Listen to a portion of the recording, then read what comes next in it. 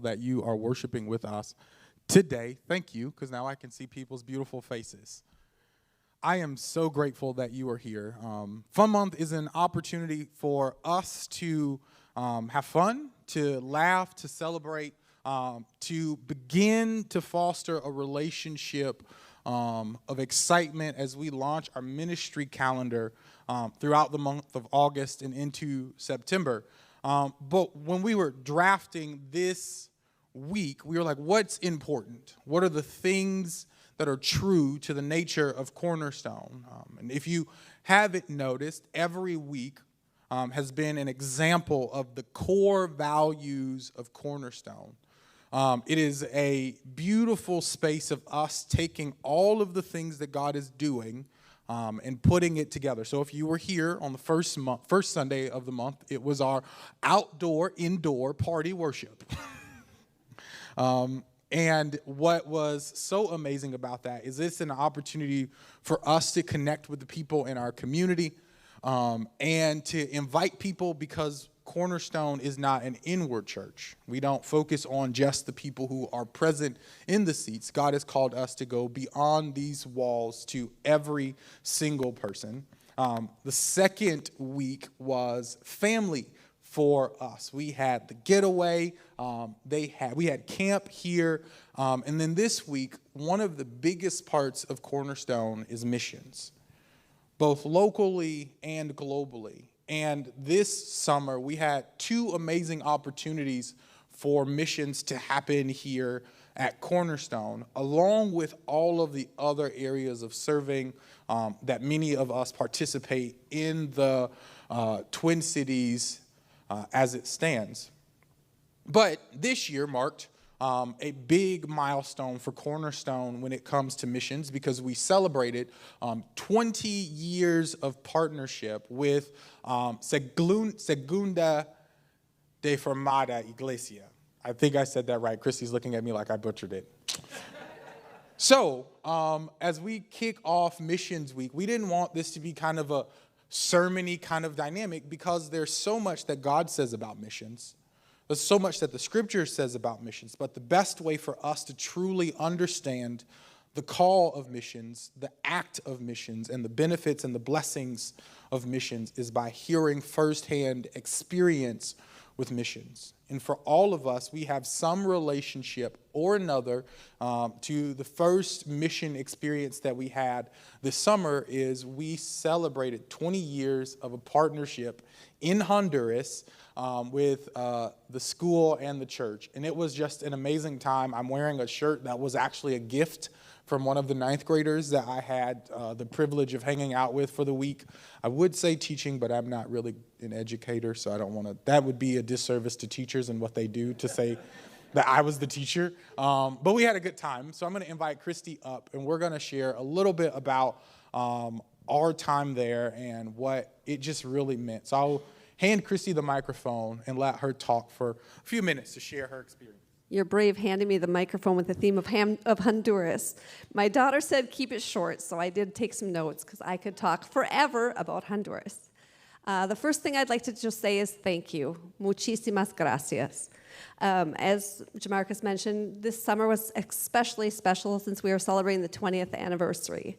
And it could not be possible without you. 20th anniversary of partnership. Many of you for so many years have been praying, financially supporting, loving, writing letters, caring for these kids, and they're so grateful. That's why I have notes. I'd like to give each of you a warm and probably sweaty hug from the kids and their families. They are just so, so grateful. Our team took over La Patria School so that the teachers could get a much-needed break and have time for staff development. They don't ever get to do that. And so, as Jamarcus mentioned, we each took on a grade. We attempted to teach lessons related to water. Some were more successful than others. Some were very frustrated, but we all got through it, and it was an amazing growing experience on both sides. Our team also used our unique giftings. We had people who loved to play basketball, soccer, dance, crocheting, singing, art, music, science, games, and more. And everyone used what God had given them to play with the kids, be with the kids, and just enjoy them. And then it was so exciting for the 20th anniversary. We had people who were instrumental in starting the ministry 20 years ago, starting the sponsorship program, and it was just so great to be all together. And it was fun to see former students come and ask about many of you, and just so happy to hear how they're continuing to study and grow and learning about God. And then we also had a parade and had a very long service, 4 hours, recognizing people who have been just really important in the 20 years. And just want to thank you all, and just want to thank you for your prayers, your support, and your love for the kids in Honduras. Christy, what about next year? Like if someone were here and interested, how should that work for somebody? If over the next several months God goes, you're going to go to Honduras, how would someone connect with you on that? Yep. So for sure, if you're interested, talk to me or someone on our team, on our team, which would be like Katie, Mary, me, and Caitlin. Talk to one of us and let me know you're interested. We're always planning ahead for next year, and I already have an idea for a theme, and a song already came to my head. So if you know anything about me, I already have a music, I have a song and a theme, so watch out. But yeah, talk to us, and there's definitely opportunities to get involved, and we definitely want to continue to connect Cornerstone with the children at La Patria School. I do not speak Spanish. Christy was putting it mildly when it meant struggle and success. And as someone who is fluent in Spanish, she nailed every moment of the week. It was such a rewarding experience to be a part of the team this year. I did not know, I knew Honduras was a country 3 years ago or 2 years ago before I moved here, but that was kind of all I knew. And so for me, it was such an honor to see all of the stories and hear all of the history. So 4-hour services are not unfamiliar to Jamarcus. There have been many days in my life where I have spent more than 4 hours in one single worship service. And so it was really just a beautiful moment to hear those stories and see the history. I want to ask, how many of you in the room sponsor a student or pray for a student? If you support a student in Honduras, can you raise your hand really quickly? Just throw it up there. Wow. It is, I'll share several revelations, and then I'm going to invite our youth director, John, to come talk about Missions Week in youth ministry. I did not know much going. Kind of everything that people had said, it's hot, and prepare yourself. And I was like, okay, we go do this with Jesus. And I was excited about going because I wanted to just go and have the experience. But the moment we landed and just to see the relationships that have been formed and that are forming and that have existed was just such a eye-opening experience.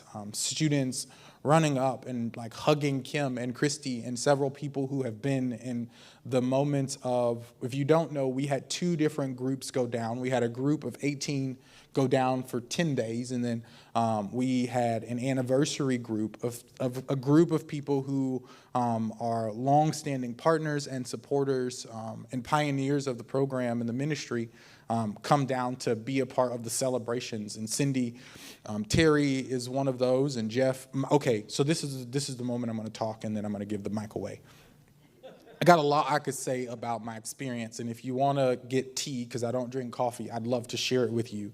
But the most beautiful moment that I got to witness while there is Jeff Peters meeting Dominic for the first time after sponsoring him since kindergarten. So if you don't know anything about schooling in Honduras, it's up until 9th grade. That's the school we support, goes up until 9th grade, and after 9th grade, they go off to a different school for further education. And one of the most, like, as a pastor, one of the things that speaks so much to my heart and to the truth of God's plan is it wasn't like you met them for the first time. Like, I watched Jeff and Dominic interact, and it wasn't like, hi, my name is, it's a pleasure to meet you. It was instant relationship. Over 9 years of letters and cards and mail, it was just like they knew everything. And I had the privilege of having Dominic as a 9th grader. He was in my class that I was fortunate to kind of supervise for the week. I won't say teach. And he just, like, such an amazing young man. And then he spoke so highly of Jeff. And it was just those things. I mean, Vicky and Terry are in the room, and I had one of the students that they sponsor, and he was amazing. And it just was, for me as a pastor, like the confirmation of God's plan at work in Honduras. And like, there are many people who look at numbers and look at things and are like, oh, we could be doing so much more. We could be doing so much. And when I realize that I'm told by a teacher that the annual salary of a single person is $4,000 a year, it kind of puts things into perspective. And I was telling someone recently, a contractor of ours who was doing some work here at the church about the program, and he's like, what, really? Like, so they pay $600 for education, and they only make $4,000 a year. And I was like, yeah, like, and that is typically one person for a household of 3 or 4. So if you start doing math, you start to realize that every single dollar that's given is not just about like filling up the thermometer or about saying that we did something, but it is actually changing lives. Another beautiful moment was a teacher who was a student 20 years ago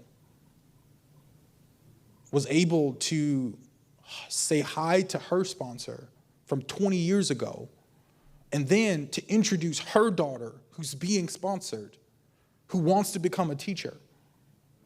And it's just this dynamic. The scripture tells us that like the blessings of the Lord maketh rich and added no sorrow. And for people who could be mad at the world for all of the things that they might want to deal with or have to deal with, there was just a level of joy and a profound gratitude, not only to what God was doing, but to the work of his people.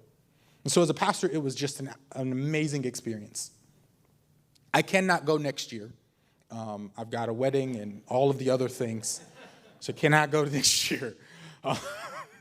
But if you are interested in going, and it is such an amazing opportunity that I think a person should have.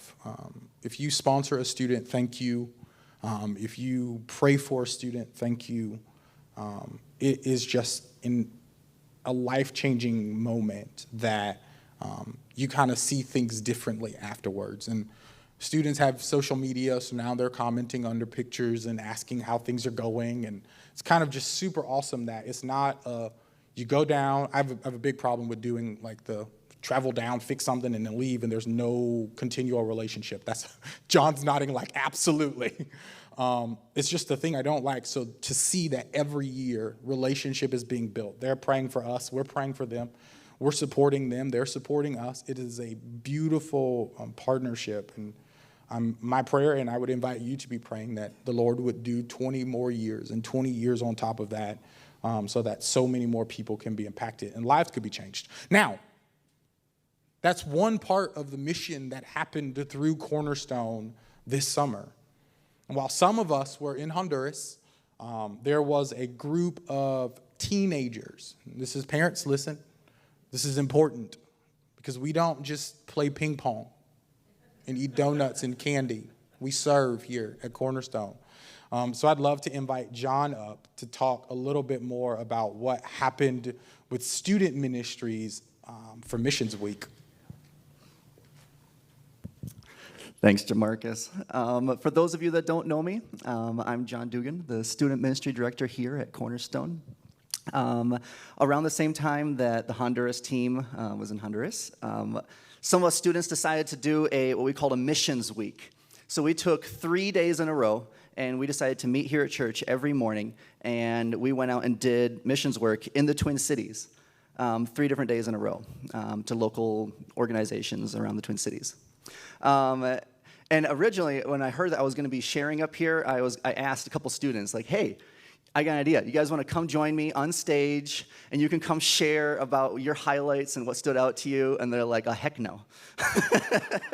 And so, like, we support you, we support the missions, we support the youth group, we don't support public speaking, thank you. So here I am, so here we are. But I have my permission, their permission, to share their highlights of the week as well.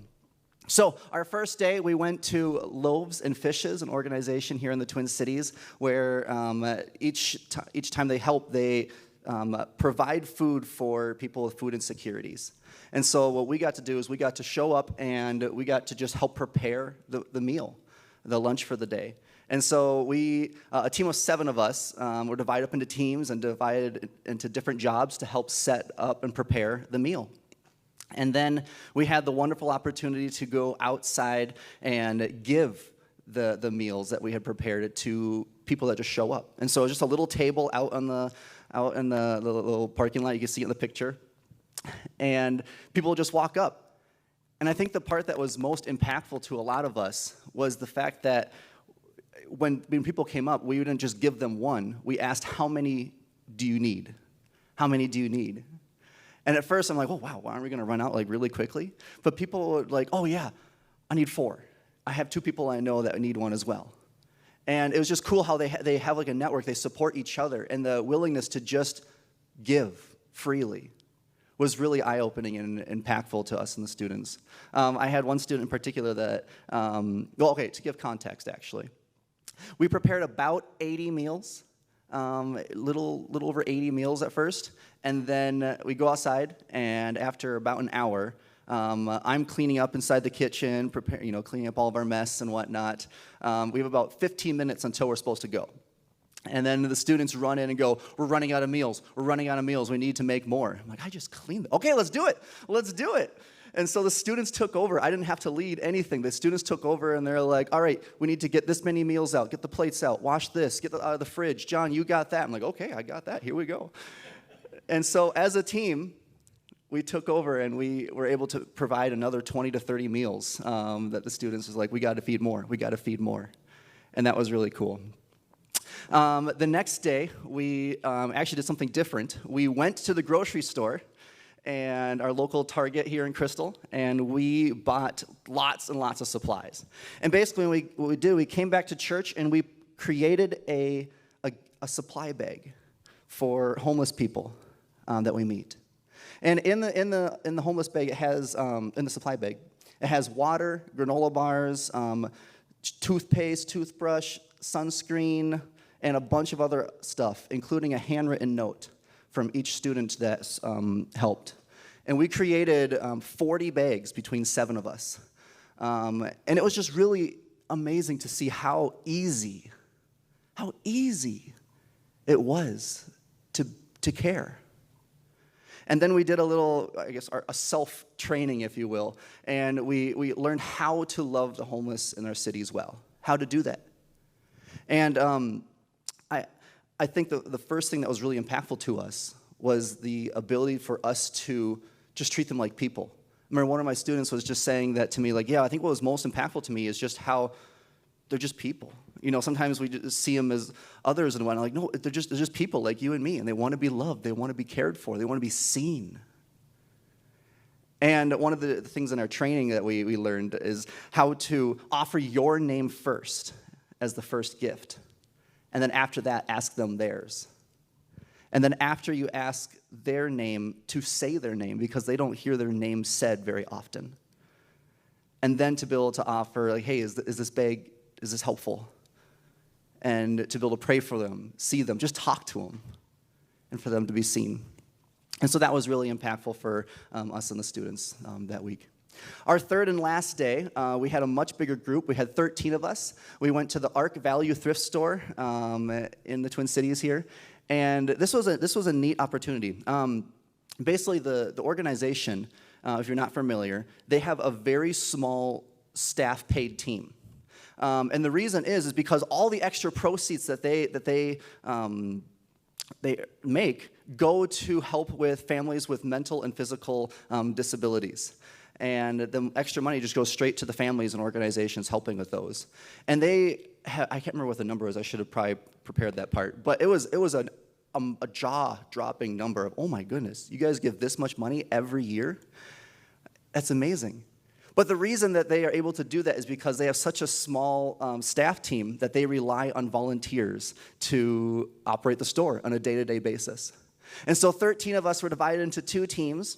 Half of us were in the back. They were organizing all the clothes and the donations that come in to the organization. And then the other half were out on the floor, putting them and organizing them by size and on the shelves where they're supposed to go. And it was really neat and eye-opening to see, wow, just something as simple as organizing shelves is so impactful to the world around us. And really, missions work is just the willingness to be present in the world around you and make a difference.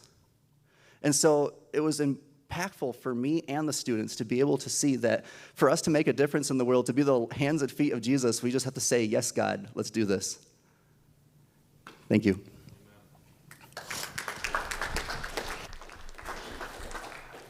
I want this. All right. So the other day, John, I was in the van, and there was one of these that were still sitting in the van, and I was at a red light, and there was a fellow there holding a sign, and this is all I had. So I did what you said. I stopped. Hey, my name's Jeremy, and I don't have any cash today, but I got this bag. What's your name? My name's so-and-so. Anything in this bag be helpful for you? And the guy took, it was a long red light. Guy took the bag and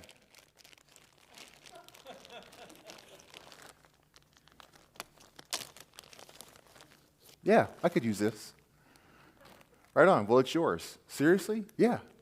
God bless you, And off we went, But it's not difficult, but to work in partnership with others around us that kind of lead the expertise in these things. Here's some things that could be helpful.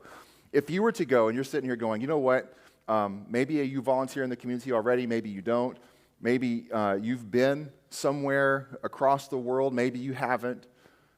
Again, we're all sent somewhere and to someone. And when Jesus sends us somewhere, there's always a someone that's attached to that. You may not know where to connect or what to do. If you were to go to our website and find our serve page and click into that, at the bottom of that page, you will find some of our local partners that we support that are doing work all over the cities, and they have, those links will take you to volunteer opportunities with Transform Minnesota, with some of the different food resources that we work with New Life Family Services. You can find links there to serve and connect. And here's the thing, people of all ages can serve somewhere. There are times, and I hear like some of our senior citizens say this, where they feel like because you're a certain age that the world doesn't want you. If you have breath, you are still valuable. If you have breath, you're still valuable. You may not be able to do the things that you used to could do, but you can still do something today. You may not know where to serve. Maybe you're like in 2nd grade or 3rd grade. I take Mary and Christina. We go to Feed My Starving Children. We do food bag packing. And they help pack bags. We don't do that as a work of the church. It's a Friday. It's dad and daughter time. We sign up. We go serve. It's just something that can be a part of what you do. And it's never too early to teach kids how to serve. Jamarcus talked about our young people serving. I want to draw special attention before we close out worship today. This morning, leading our tech booth is Jimmy. Jimmy, say hi to everybody. What you don't know, 2 minutes to worship, the whole system crashed. The whole system crashed. Actually, about 20 minutes to worship, right? The whole system crashed. Jimmy, you're a sophomore, Jimmy? Yes. Sophomore in high school. Jimmy's back there in the booth navigating everything.